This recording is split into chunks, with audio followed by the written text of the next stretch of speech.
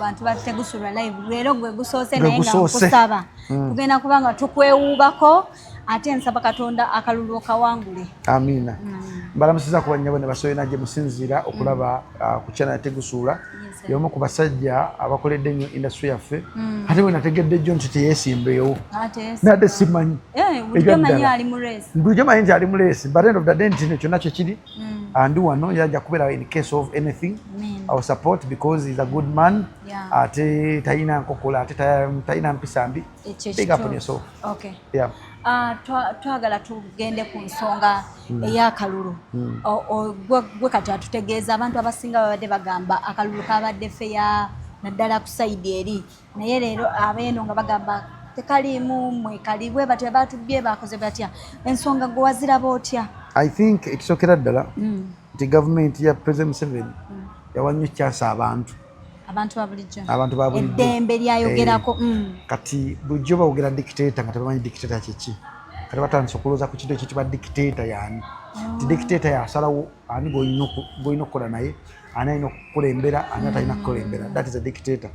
Kati dictatorship gye tugendamu era abantu mbasaba nnyo ne mbagamba buli kiisi ng'omanyi okozesa nnyo essimu eno weegendereze buli kimu ky'ogenda okwogera ku gavumenti nti gavumenti erina abantu bangi beesasula okwetegereza channels eziri mu Uganda nti ojja kwogera ekigambo for the sake of excitement ojja kwogera ekigambo for the sake of nti owagira owagira tegeze kati saazo tuli mu protest vote omusajja ajja kukwata akubuuze what is protest vote nga munaye tomanyi mu planninga ki batugambe luwanuupu ekigenda mu maaso mu Uganda si kyangu olina okwesiba bbiri ng'ogenda kwogera ku bintu ebimu ebiri sensitive so nze ku lwange akalulu sinziira byendabye akalulu si kangu ku ground abantu bakulonda but end of the day ebiddiraawo si byangu so weesiba bbiri titwayingira mu kintu noteekamu ssente but outcome egenda kubeera si yeyo byonna olina obbigumira era olina okisuubira olina okumenyeka mutima nakuvaako kati bantu bangi bajja mu politics nga banti ofunye kaadi ya NUP ogenda kuwangula akalulu kati noba nga olina kaadi ya NUP oli 20% okuwangula akalulu nti wa NRM ali 80% ali likely noba nga tebamuwadde kalulu okubeera nga akafunye so we need to be careful olina okwetegekera buli scenario yonna ejja mu kalulu. Ku nsonga eya first lady Mukyala Baby Kyagulanyi bagamba akutte wansi ne waggulu ku internet agamba nti basajja bamulumbye ewaka okusookera ddala baayibuzaawo omwami we temanyi gyali ate bo bazze nga bamubanja bbaawe ensonga zino oziraba otya waliwo okufuulinga abalala? Ekisookera ddala nsooka okutusaasira kwange eri mama wange Kyagulanyi Baby okusoomozebwa n'okuyisibwamu nettocha gye yayisibwamu teriyo omusajja anyumira musajja mulala kulaba bwerere bwa mukazi we ate Katonda yatonda omukazi ng'obwerere bwe bulina kulabirwa omusajja omu ate Katonda yatonda omukazi nga obwerere bwe bwa ntiisa bwokera ku makya n'olaba obwerere bw'omukazi omulala nga si wuwo bulisobola okuvaamu ebisiraani gy'oli nti Katonda yatonda omubiri gw'omukazi nga gwa nsonyi tegulina kulabirwa tegulina kulengezebwa so ekyamutuuseeko nsooka musaasira nensaba Katonda amuyamba ayite mu ttokya gye yayiseemu okumutuulako okumukwata amalakalaka okumwambula okumuyisaamu byonna bye bamuyisizaamu si byange era bisobola okuviirako omukazi okuba nga amenyeka n'aluzinga memore ye oba n'afuna obwongo damage ku bwongo trauma so nkusooka okusaasira ekyo maama wange but bino byonna si bye bisoose okubeerawo n'abakyala abalwanyi b'eddembe Winnie Mandela bayita mu kusomeza bwe kutyo kitwala omukazi ow'enjawulo kubanga ayimiridde ku mazima nagamba kijja kuba bwekityo ekibeerawo olaba yavuddemu nagamba nti oba bantu kyalinga ggwe oveeyo toviirayo ddala so mwetegefu eyinza okuluzinga obulamu bwe ku lwa Uganda so musaba agume akipinga up spirit eyo nti kyakulabirako ky'Abannayuganda bangi nnyo abakyala suubira Abannayuganda bangi nnyo abakyala abali mu nsi yaffe era mmanyi ekikuta obudde kijja bbuto olunaku lumu. Abakyala abali eyo abalina babba baabwe mu NUP naddala abaabuzibwawo abatalabika abadde balina essuubi mu Baby Kyagulanyi obudde buno bayinza bbawa birowoozo ki oba bubaka ki kubanga kati bwe baba balaba nga first lady ayisibwa bw'atyo ate oba olwo bo muzobaka nyinza obbawa buli kiisi mu mwanti olina bbaawo ali mu politics nga yisibye ku level y'abakansala nga yesimbye ku level y'abameeya ba chairman baawo muwe emirembe baawo wabanga akedde ku makya Katonda amuteekingwandako akasubi nga MP muwe emirembe kiraba kyokka kyoyinza okuwa omusajja ali mu politics kwe kumubeererawo politics generally yonna kwe kumubeerawo kwe kumusabira kubanga abeeranga muvuzi wa booda leero waali enkyata yakuba kataliiwo so kino kye tulimu nga ffe ba politician tekiri about aboka abaabulizibwawo nange akyali mu kalulu bayinza obutannangirira naye nga ataddemu sente nnyingi nnyo so mbeereraawo nsabira okusabirako okumbeererako kuyinza okundeetera okubanga mba mugumu naye kibi nnyo okubeera mu kalulu ng'omwagalaawo tasobola kukubeererawo nga tasobola kukuwa budde nga tasobola kukeera ku makya kukutegeera kikyoyitamu ng'asobola kukeera mu makya kugamba nti oyingira saawa ova mu bakazi naye nga tamanyi nti akalulu batuwamba notuwamba tetukyasobola waka waffe era abo abakyala benjogerako abaami baabwe abaabuzibwawo edda era nze mbagamba mugume mukyala Babi abadde yabawa essuubi mbasaba kintu kimu okuba bagume nti tekiri wa Babi wokka kiri bapolitician bonna abasinga obungi kino kibe kyakulabirako nti olwala ne Babi ayisibwa mu mbeera eyo nammwe musobola okuyisibwa mu mbeera oba temunagituukako babba bamwe yonna gye bali bayisibwa mu mbeera ate esingako awo sabira bbaawo wava ewaka nga agenda kunoonya akalulu oba baba nga agenda kunoonya akalulu musabire akomewo aleme kutiikibwako obusabo because wano mu Uganda gye tulimu essaawa zino tuli ku bunkenke nadaffe abawakanya gavumenti eriko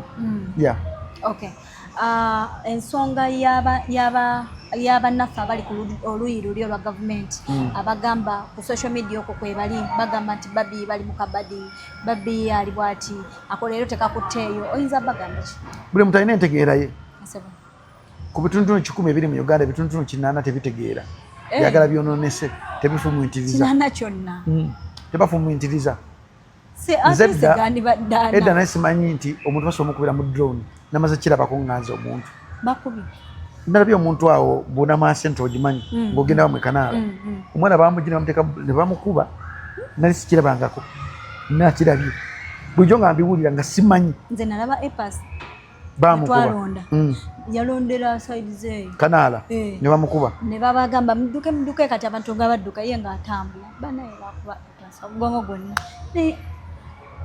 naye nga bamukuba na Uganda naye omanyi kimukubya kati ewammwe eyo mutundwe waliwo SFC ekwata box nemakinga ba NRM bokka eyakululu kyova nagamba nti no nyinza okuva mu kalulu because tekigasa gwekuba nti no SFC eri supposed okukuuma omuntu wa bulijjo otuuka n'ekiseera n'omakinga akalulu n'okateeka mu box biri mu kanaala ewammwe wonyini wolondera mu kanaala era kyakubya ba EPAS kubajjawo bamakinga abe baagala because bali bamaze okulonda era nga bakeeping distance nga bagamba era box bazitwana bamakinga abe baagala n'emirembe ne wabiyinja n'ekisigula byonna byapeninga okitegeera nti bamakingira ba NRM order yafunumye nga kola ekyo so kino ekiri mu Uganda si kyangu naye just olina kukeera kumakya kibeeramu okiguse because omuganda agamba eyeweza omumba gwe bazikuba mmanyi oyinza okugyayo obuwanguzi oba oyinza obutajjayo obuwanguzi but olina okwetegeka mind yo ereme kubeera tochad nti even if bakulangiridde oba Katonda akwaniririzako akalusu noba nga gwe muwanguzi good to go keeping on ng'otwala enkyukakyuka mu maaso so ensonga z'abana ababaka abadde besimbyewo bebadde bajjeemu oba bawulidde nate ne basaba recount nga Ethenalima then waliwo omwami nsaba kunrimindingako bamwita oyo nyange ligenze webasaba recount ye kati gwe kyoba olina okumanya webasaba recount 80% emikisa giri wa NRM because abakuuma obululu ba NRM abalondesa ba NRM kati basaba recount kiba kitegeeza nti Ethel ayinza okuvaayo n'oli omusajja ayinza okuvaayo tokyewuunye ekyo kyetegekere kimanyi kisuubire so akalu tekakyali fair tekakyaliwo nti omuntu yasalawo tiwaliwo omuntu asalawo gwe tutamanyi naye omuntu oyo Katonda akuyambako n'akwatibwa ekisa gy'oli weyise mugalo mu maaso gandi nti ondiyiseeko naye era still basobola okujjayo anytime kati omuntu yena ajira ku NRM yabeera konksure nti bajja kulangirira so twebereremu just kusabira busabizi mbeera ekyukeko. Waliwo bane judge be yagambye nga bululu abadde tampered with n'agamba ogwo omusango gugobye era ba NUP babadde bajaganya nga babadde basabye naddala minisita Ssempijja we yabadde ne bajaganya olowooza bayiseewo bajaganyize eddala it's okay. Omala kulayira bwatu nakukwata bayibuli wali buli kimu kisoboka essaawa zino omala kukwata bayibuli nolayira awo buli kimu jagana nti kati nfuuse omubaka ate era tekikweyunza nti olifuuse omubaka Segirinya ali mubaka naye bamusibye Luzira Mwanga Kivumbi mubaka naye bamusibye nti ate kimusibisizza abakuuma b'eddembe bakikola naye bakitadde ku ki kuye batandovudadde nti kulaba bulabi nakusabye Uganda yaffe emikubeeramu ntalo because transition of power ey'emirembe yesinga kyekyo kituyinza okubeera nga tufuna okuva ku gavumenti eriko.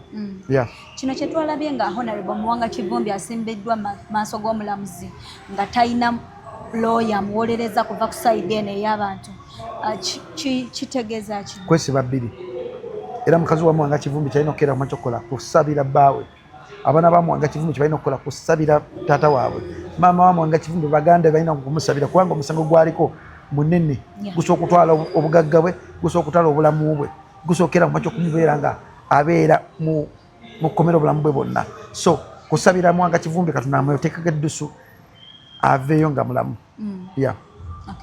Kati tugende ku sayidi y'aba Lord Mayor omukulu Erias Lukwago bamukubye akalulu hands down naye before okubalira ddala okutegeeza nti omukulu bali mwezi atutta akalulu jjukira NRM yawa DP endorsement ng'era bagamba bali ku sayidi ya DP but this time around twakirabye nga n'aba NRM at least bali mabega wa omukulu bali mwezo ensonga eyo eri etya?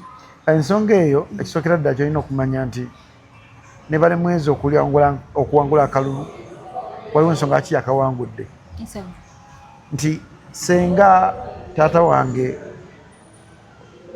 his worship Lukwago yakitegeerawo n'akitegeera nga omusajja Muhammad Nsereko kye yakola n'akivaamu nga bukyali otegeera naye Muhammad Nsereko ye yageziwala n'alaba nti gye bujja maaso akalulu kagenda kubeera ttaafu kankiveemu n'agenda ne dignity ye naye kati essaawa zino bakolaze nti Lukwago yabadde wakusatu kizibu nnyo incumbent okubeera ng'oli muyinza n'obeera wakusatu ku bintu byabadde akola kulwanira kw'abantu so kino kibe kyakuyiga buli muntu yenna ng'oli mukulembeze towangala ku bukulembeze ebbanga ddene wangalako kitono oveewo ogende awalala oba si kyo kiveemu osigale n'ekitiibwa kyo nti omusajja oyo bannange yavaayo n'akivaamu nga tebamukulidde kaliba mu mupiira waliwo ekintu kye bayita leave football before football leaves you va ku mupiira ng'omupiira gunakuvaako kati mu politics waliwo ekintu kigamba nti va mu politics nga favor tenakuvaako kyo kiri honorable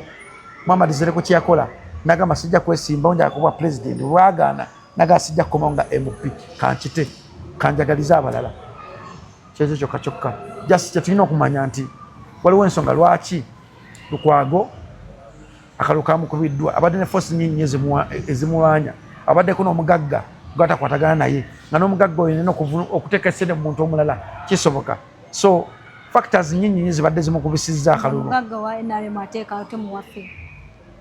ayinza oba nga teyatadde mubali mwezo naye ng'asookera mukyo ku influencinga akalulu ako kyoba kaluddewo okulangibibwa nga forces nnyingi zirina okusalawo ani alina okutwala Kampala bali mwezi ali atya mwangu akolagana naye with that senga God forbid senga tusobokera mukyo kumanya bihidde ne agenda byabaddewo awo oyinza okukwata ku muntu n'ogamba politics kamuveeyo kwa politics si mwangu olina okuba nga onyiga amapeesa ag'enjawulo okubeera nga omakinga sure nti nno oyitamu ensonga gy'ogambye ey'okwerekereza leave politics before favor leaves you ensonga eno oyina wonna woogiraba mu president waffe Kyagulanyi Ssentamu because next time 2031 could there be any chance tayinza okudda because abantu bayinza okuba kyesasuubira nti asobola okuddamu okwesimbawo kyali mu kukola kyekintu I think kyatabadde ne solution yakyo naye nga alina okukikola sisuubira nti omuntu ayinza okuddamu okwesimbawo kubanga bigenda mu maaso n'omuntu okuddamu okulonda kijja kubeera kizibu. Omuntu okuddamu okukkiriza mu kulonda kijja kubeera kizibu. So kino tugera mu transition of power. Kyensuubira nti waliwo ekintu ekiplaningibwa. Tugenda kumala ebbanga ddene nga Uganda teronda. Bano abaliko kiyinza batwala ebbanga oba myaka 10 nga tebavuddeeko. Nga bebaliko. So batwala ebisanja 2. Oba emyaka 7. So kino kinene kiri beyond n'okusinziira bwe tulowooza. So tusabe busabi nti kivemu outcome ennungi. Naye nga kyoba omanya nti pulezidenti waffe alina gy'ali Mukama Katonda amuteekeko akasubi. Lovota turn up olowooza eyinza kubanga affecting atya be balonda? Mukirokera ddala nti ku ground Nopu ekyaliko abantu baagala Nopu wadde batono abalonda. But tukijjukire kino nti gavumenti yesalawo kati ani agenda okukulembera. Akulembera avuma first family, akulembera mwangu akolagana naye, akulembera tali radical nnyo. Bw'oba nga ali radical bajja mukuba, batali radical tebajja mukuba. So kino nsaba abantu bagende balonde.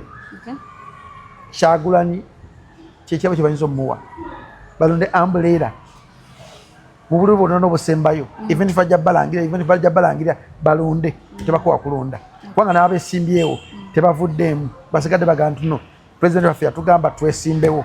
Nze ate ngenda bivaamu nga ngenda bivaamu. Wala essimu yankubidde ddala nga mukulu mu Nopu nagamba tokikola ojja kubanga okedde ku makya oyisizaamu pulezidenti w'amaaso nengamba kansigale mu kalulu. Nyabo Now nga tuva ku kyabwa Lord Mayor omukulu Erias Lukwago oyinza muwa bubaka ki? Mwebaza taata okubeera nga afudde ebisanja 3 mu Kampala. Yebale kubeera kyakulabirako ekirungi. Yebale kubeera kubuterabira bantu kya bamulonda. Yebale kufaanana abo bamulonda. Bantu bannyo abamala balonda basula wala naye asula wakaliga we nakulira. So taata wange Erias Lukwago mwagaliza okuwumula okulungi ate musabira nti afuneyo baguluminga mu politics kubanga abadde muntu w'amaanyi nnyo mu politics. Eddibu lye lijja kubeera lizibu nnyo okuzzaawo but end of the day tumusaba mukadde kano Katonda kamuwadde nga tali mu office asportingeyo talent zasookera mu kyokuteekako omukono. Alright. How about Mayor to be omukulu bali mwezo musaba kintu kimu kyokka energy gyatadde enakawa gyavudde agiteeke mu Kampala. Ajjuke nti waliwo abantu abagenze ku musana okulonda, abantu abo banyigirizibwa mu misolo, abantu abo banyigirizibwa nga amataba gazze, abantu abo si basira okulonda ye. Waliwo ensonga lwaki abantu bonna bakubiddwa akalunga Katonda gwanzeeko akasubi teyeetwalira waggulu akomewo wansi ayambe Kampala eveemu amataba, akomewo wansi ayambe Kampala eveemu emisolo, akomewo wansi akendeze ku misolo gye bateeka ku bantu. Kyekirabo kyayinza okuba bana Kampala. Nga tuva ku nsonga eyo ensonga y'omukulu Lukwago abantu gye basinga okuteekako essira nti abadde takolagana na gavumenti mu nsonga ezimu oba ez'okufandinga ng'agamba gavumenti biki tetulya na gavumenti. Omukulu bali mwezo singa n'abakikola olowooza Nopu tebatandika okugamba nti atuliddemu bw'okeera ku makya n'olayira oba okkiriziganyiriza okukolagana ne gavumenti eriko either oli opposition oba toli opposition just lwakwanga abantu tebamanyi politics engeri gyatambulamu kasita okeera ku makya n'olayira oba okkiriziganyiriza okukolagana ne President Museveni either you like it or you don't like it. Oli wa ddembe okugenda n'okutuula ne President Museveni emuteeseza Kampala unless nga Bobi Wine yali mu ntebe. President Museveni ye 01 wa Uganda. Ensi bwegwamu obuzibu gwe basooka okujja mu Uganda. President Museveni yafuga amatabi gonna agatwala Uganda. Yafuga local government, yafuga cases, yafuga buli kimu. Buli muna Uganda yenna ali wansi we yategerera Uganda. So bali mwezo waddembe era Kampala okutereera bali mwenza alina okukera mu kyokutula ku drawing board ne president wamu ne Senkulu oba Nankulu gwe bagenda okuteekawo oba aliwo okutereeza Kampala. Kale njagala tugendeko ku nsonga ya omukulu Lutaya ne Haji Aluna Mubiru. Ensonga zino ziri zitya ndaba side eno beeyuza gwe nga abaddeko n'abayimbi obalaba ki ekibasumbuwa? Ekisookera ddala Jeffrey Lutaya bamubyeko buwangizi bwe. n'obuwagizi bwe bwamubiddwako bwabadde influenced ne Honorable Kasolo. Kasolo eyaze n'Aruna Mubiru eyakola ne Geoffrey Rutaya mu kuyimba. N'obeera gwe ng'olabye omuntu bw'akola naye amanye ennaku yo alina omuntu atutte obuwagizi bwo oba aleetedde obuwagizi bw'ogenda tosobola kusigala kyekimu. Geoffrey Rutaya nga yalina okumanya nti Aruna Mubiru ayinza okuba nga yakitegeddeko oba nga teyakitegeddeko, ayinza okuba nga yazze kuwerekera ku Kasolo because Kasolo mukwano gwe aliira mu restaurant ye. So kyakwesiba bbiri nti ebigambo biba bitono nti n'Aruna Mubiru kyeyakoze si kirungi, yandibadde amutuukirira ng'omuntu kubanga bali ba Luganda baava okubeera ba business partner ne bafuuka abooluganda abaana baabwe beemanyi n'amutuukira mugamba muganda wange Geoffrey Rutaya nyadde sina kyemmanyi nze nazze nga mmanyi mperekeddeko Aruna mu bintu bye ne saategeredde nti nno ekyo kyekigenda okukolebwa n'akimunyonnyola ndano kukimunyonnyola ku kamera. Ku kamera tekyabadde kirungi, reply ye teyabadde nnungi, ne Geoffrey Rutaya alina okukimanya nti byonna byapeninze kulina ensonga lwaki byapeninze. Katonda alina ensonga lwaki ku luno tasobodde mukkiriza kugenda mu parliament, nga ku luli yamukkiriza ogenda mu parliament osanga amutaasizza ebintu ebyandibadde ebingi, but mmanyi obusungu bubeerawo n'atina okuashuminga ebintu bingi bibeerawo. Tulina okumanya nti state gye tulimu Bannayuganda tuli banyiivu nnyo, twogera nnyo nga tetulowoozezza, twogera nnyo nga tetufumiitiriza, twogera nnyo ebyo byetwagala abantu bawulire, but end of the day si kirungi. Relationship yaabwe ogirabawa kubanga kati tejja kubeera nnungi. Geoffrey tasobola kusonyiwa Aruna Mubiru, ne Aruna Mubiru yaganya okukkiriza ensobi ye wadde yagikoze nga tategedde kubanga sisuubye nti Aruna Mubiru asobola okugenda neenyigira omukulumya Geoffrey Rutaya, sikisuubira kubanga mu Eagles yaliko bosi we. Sisuubye nti sikisuubira nti Geoffrey Rutaya oba Aruna Mubiru asobola okunyigiriza Geoffrey Rutaya jasi yakigudde mu bugwi nga takitegedde n'afiira mu kazannyaako nga tategedde. So njagala kiri Geoffrey Rutaya akikube mu mutima agambe nti Aruna Mubiru tasobola mwagaliza kibi. Nga mu nsonga eno Aruna Mubiru ayinza kukola atya okulaba nga kutuukira Geoffrey Rutaya mu buntu, si ku kamera, si kumukubira simu, kumutuukira mu buntu mugana Geoffrey Rutaya siina kinabadde mmanyi, nsonyiwa kyonna kyabaddewo nadde sikimanyi. Oli musiraamu munnange namuwerekeddeko nga manyi timperekera muki ne sina kyemmanyi, awo kijja kutereera. Ensonga y'ababaka ab'enjawulo ababaddeyo mu parliament oyogedde ku mwami Geoffrey Rutaya okumuggyayo ngera bwogambye nti gavumenti eno yesalawo obudde buno bannabitone babajjeeyo bangi tebabaganyiza kubeerayo. Olowooza kiyinza kukosa kitya ebyobufuzi bw'eggwanga lino era kiyamba kitya gavumenti eno eriko? Muganda nti kino ekisobola kukoseza gavumenti ya Uganda bwekyo olina okumanya nti gavumenti ya Uganda etambulira ku president Yoweri Museveni oba ku president, tetambulira ku mubaka. Omubaka ali implementing amateeka oba omubaka alondera mirimu gya gavumenti naye oli overseer president akola directive n'oyogera otya amateeka gamu okugwira n'okuta abantu gomubaka kyotasobola kukola. Gavumenti ssemateeka wa Uganda awa president Museveni okugaggawazaayo okukookyayo sente zakozesa biliyoni zinga 2 buli nnaku oba biliyoni 3 buli nnaku. Lwava olunaku oluzibawe luti ebiliyoni zigwa kubeezaawo obulamu bwe. So ssemateeka aprotekinga nnyo president Museveni okusinga omubaka, nti omubaka ye nga ye ayambako president Museveni okutuukiriza bajeti ye, nti ate president Museveni saawa zino yalina majority mu parliament. Kiba kitegeeza nti ogwo omubaka wa opposition akwetaaga kitono nnyo. Beyasinga okwetaaga bebaka aba NRM obutamuvaamu ku floor ne speaker, because speaker akwata kyakusatu mu airaka y'ensi ya Uganda nga gyetambula. President Museveni yeetaaga nnyo speaker okubeera ku saidi okusinga omubaka, kubanga speaker kwagala kino njagala kiyite, kino kisajjagala kiyite. Kubanga speaker asobola okutuula mu parliament n'agamba kati ono tajja kwogera, oli ajja kwogera, ono ajja kumpisizaawo president wange kyayagala, ono we naamunonda tajja kiyisaawo. So yeetaaga nnyo babaka, yeetaaga nnyo speaker. So ababaka balina okumanya nti bagenze kukola mu gavumenti gye balwanyisa, balina okumakinga sure nti either bakolagana ne gavumenti okutuukiriza ebirooto by'abantu baabwe basindise oba okubeera radical. Onoobeera radical ekisanja ekijjo oyinza obutaddayo onobeera radiko abantu bayinza obutafuna service onobeera radiko abantu bayinza obutafuna ddagala onobeera radiko service delivery ejja kubeera ntono mu kitundu ky'oweererezaamu bano ababaka abavuddeyo nga bagamba bo bagenda mu mateeka bagenda mu kooti z'amateeka nga omukulu Hillary Kiyaga beerimba Kiyaga yeerimba alina okumanya nti yenna yalangiridde alina ensonga ki yalangiridde era yenna eyalangiridde alina enkizo okubikola box eyo nga Kiyaga taliyo. Nze nayingira mu polisi nga njagala kumanya omuntu bamutwala mu mateeka eyo kiki ekibeerayo nategeera kati nibo banga bankubye akalusu agenda mu mateeka nzikiriza mukazi ansingiza omukisa ansingiza okubala agende. So let them save their money.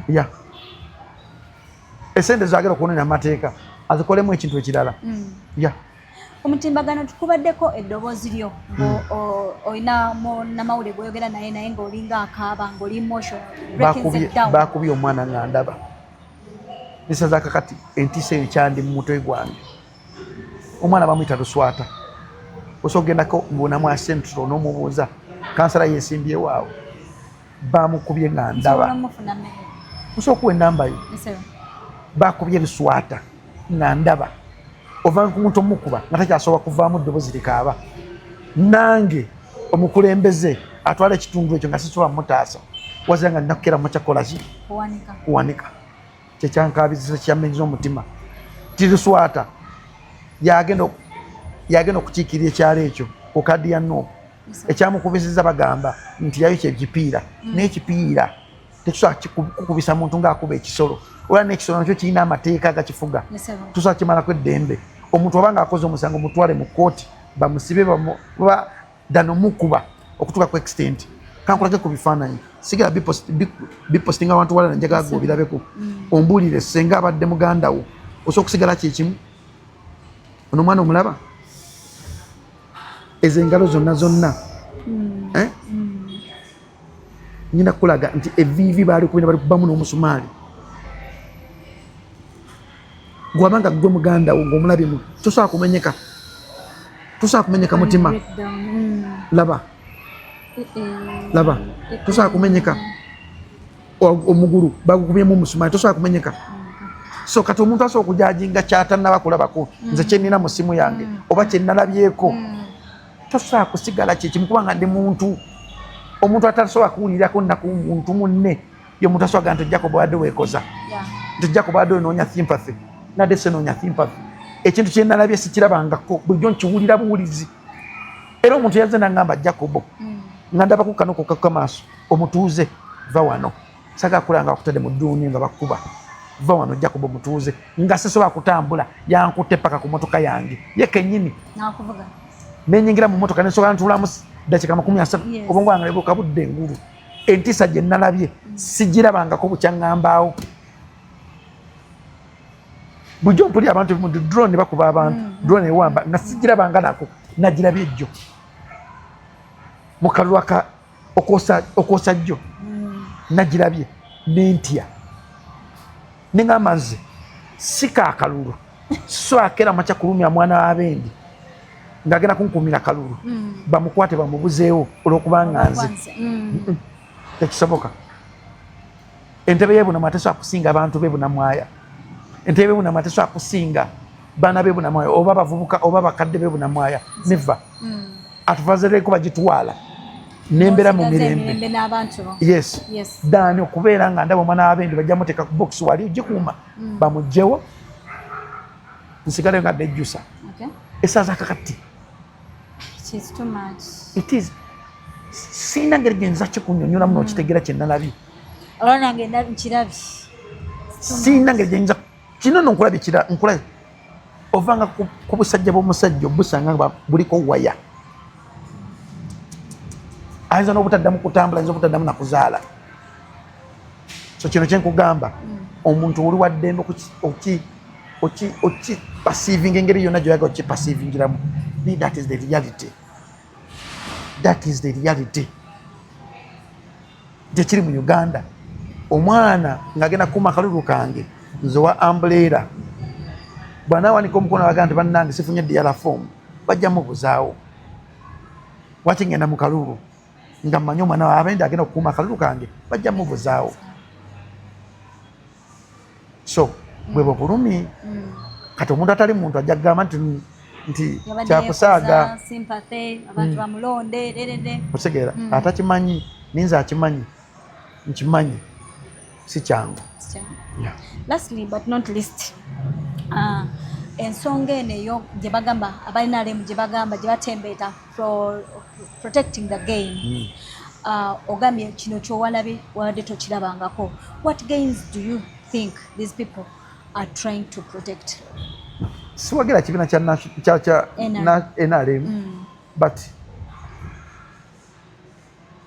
bw'owewa obudde notunya ku gains gain ekisookera ddala Uganda badde nyina emirembe nga buli muntu asobola okukola ekintu kyonna kyoyagala. That is freedom. Is also a gain. Okitegeera bw'olaba Uganda nti wiiki emu omuntu asobola kuba omwavu n'oyita wiiki emu n'omusanga nga mugagga nti emiwate gy'okunoonyezaamu ssente mingi. That is also nti n'omwavu ataasoma asobola okubeera ne miliyoni nga 10 asobola okubeera n'akayumba. That is also a gain. But Uganda esingako awo.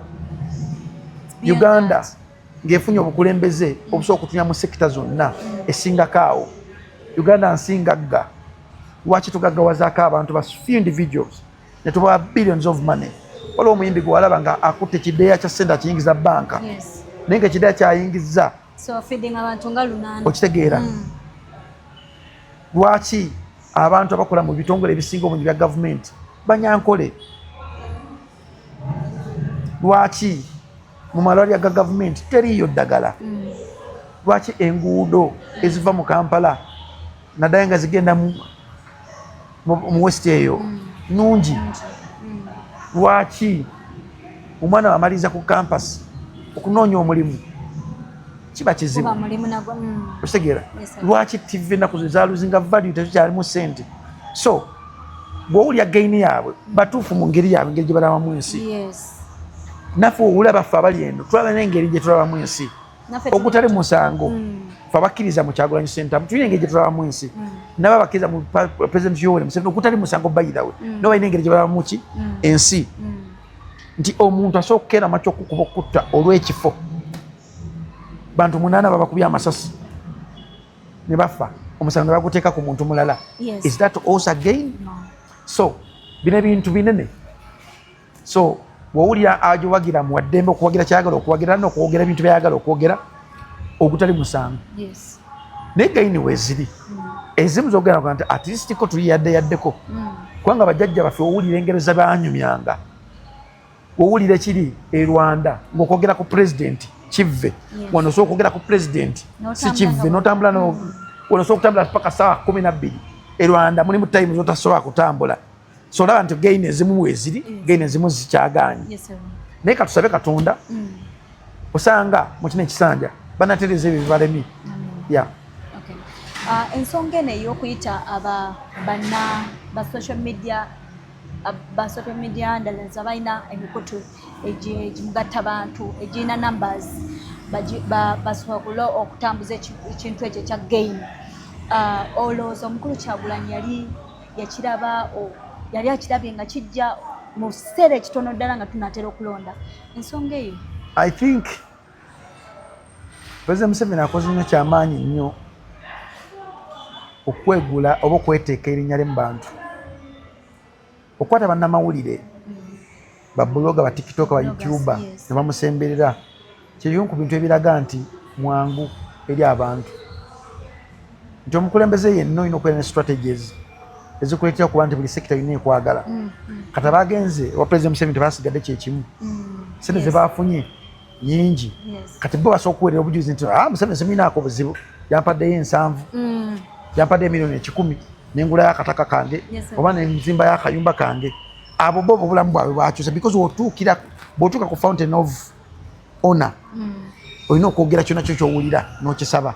So President Museveni ye bamubalidde bulungi. Ffe abali mu opposition tetulina budde nnyo kubalira bantu abatukulembera nti ne chance tetugiyina nti gwe tebeeza musenga president waffe Kyagulanyi Ssentamu yabadde ba YouTubers ng'abalaga plan ya manifesto ye kyandibadde kitya era kyova nti Natasha mugezi nnyo nti yadde akivuga nti yakutta omulembe guno ogwa social media n'agulaga taata we nti kati gwe gufuga ensi gubeeremu gweyagaliremu gusembeze gujja kwagala n'ekyo yakoze. Nga tumaliriza abantu basaba akalulu olwokuna yadde nga wabadde oweddemu amanyi nze ndi mugumu olwokuna ng'ennaku z'omwezi 4 we bannonda naddala ng'obeera Bunamwaya division nkyali mu kalulu era kano ka video njagala okampe nkateeke ku channel yange oba nkateeke ku WhatsApp yange Bunamwaya nkyali mu kalulu naye nga womanyi nti ebigenda mu maaso mu byalo byaffe naddala emutunde si birungi. Baganda baffe Kisigula bawambibwa, baganda baffe Emirembe Wabiyinja bawambibwa. Ekyo kyokka nga nze omukulembeze eyalayira okuprotectinga abantu abo mbamenyeko omutima naye nga mu kalulu nkyalimu banonda ng'ennaku z'omwezi 4 akabonero kange manvuuli okukola ODA yabadde etambula saagikoze nti nnoonya sympathy bampita DJ Jacob Mutuuze oba Kakugizibe Jacob erinnya lyange lyokka lyeyogerera erinnya lyange lyokka liri mu matu g'abantu erinnya lyange lyokka liyambye abantu b'e Bunamwaya wowulira Jacob Mutuuze buli muntu alina ekintu kyamwogerako ekirungi siri muntu nti ngenze mu Bunamwaya muntu ebye Bunamwaya nzibye omusolo oba nninnya ku bantu oba neeragidde ku bantu nyaniriza abantu wa NRM owa DP owa independent bonna mbaniriza ne mbatwala ng'omukulembeze. Ekyo nno kikulu ng'ogenda kulonda omuntu yenna alimu okusosola mu bukulembeze omuntu yenna alimu okukumpanya mu bukulembeze tomuwange entebe okugibeeramu. I salute you banonda ng'ennaku z'omwezi 4 mu Bunamwaya division nkusaba keera ku makya genda olonde ebisigadde birekere Katonda. Katonda yasalawo kyanabasazeewo ku olwo nze nganze sijja genda mu kooti era nganze sijja kiwakanya nja kikkiririzaamu. I salute you. Big up on yourself. Nze nno ndi mulonzi we Bunamwaya nze potential Mukaalo Kanaala awasangibwa Tom radio gye bayita Safi Radio community radio akyali kwe nasooka okukolera kwasooka okukolera ewa Tom Master Tom yaman community radio Kanaala bambi awo Kanaala naddala Kisigula Kisigamu basinze okutocalinga abantu sooka omukomazi ewa Wabiyinja n'Emirembe naye bamututteko waliwo abantu bangi nnyo abafunye obuzibu but end of the day tusabe Katonda atuyambe tufune transition of power ey'emirembe era tusaba Katonda wabanga President Museveni bw'atuwadde mu kisanja kino ekiriwo akole ebyo yes amukwateko akole ebyo ebirumira omuntu wansi. Nze manyi nti waliwo ensonga ki President Museveni president gwe weebuuze lwaki tafa lwaki akyaliwo okyebuuzaamu kyokka kyeko nobuuza abantu bangi nnyo buli ddakiika gye twakamala ne bafa lwaki President Museveni buli amu agamba lwaki tafa because President Museveni talina buyinza kugula bulamu ewa Katonda. Katonda yalina obuyinza obumuwa gwe weebuuze lwaki mulamu lwaki mulamu osanga akyali n'omulimu gwalina okutuukiza amaaso ga Katonda. Kati osanga omuntu atakkiriza mu Katonda ayinza ogamba nti kati Jacob wa NRM naye nze mmanyi nti teri bukulembeze butava eri ki era obukulembeze obuvayo eri Katonda bubaamu n'ensigo ey'okutya. I salute you all. Amina. Mbakubiriza mwenna abantu b'e Bunamwaya Kanaala zone Wabiyinja mwennawo mukeere ku makya ng'ennaku z'omwezi 4 olunaku olwokuna tugende tuyire Jacob Mutuuze Jacob akongozibwe umbrella ke kabonero banange tumulonde tuve mu bino musimanyi tetukyalonda banange at least tukome ku Jacob Mutuuze tudde katwebake. Amen. Musaba busabi era nga nsigadde nze Judy Potential tuli ku Tegusula live subscribing liking na commenting bye bye mwera. Yeah,